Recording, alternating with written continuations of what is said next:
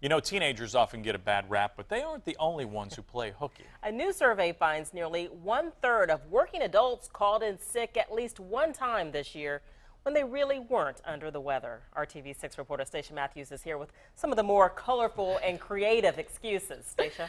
They were pretty hilarious, Erica.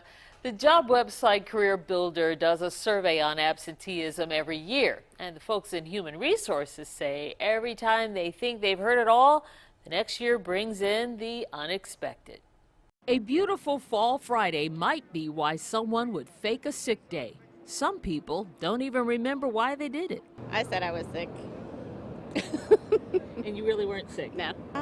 Probably once in my life, yeah. What was the excuse? I don't recall. 30% of workers admit to calling in sick when they really weren't. The number one reason? They didn't feel like going to work.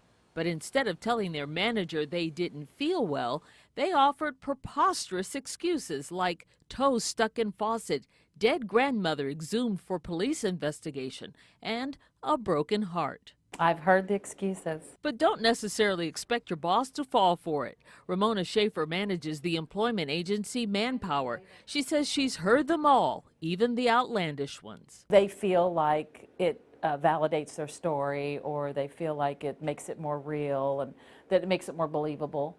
But honestly, it works the other direction. Suspicious supervisors admit they've checked up on a suspected fibber by requiring a doctor's note or calling the employee later in the day. 17% have fired a worker for giving a phony excuse. But some employees don't have to worry about that. They've never made a fake sick call. I don't think so. I'd say no. Nope, never will. Why should I? I recommend honesty. I think that goes a long way. Now the holidays are just around the corner. The survey says managers should brace for a spike in employee sick days. December is the most popular month of the year for fake sick calls. Stacia Matthews, RTV6.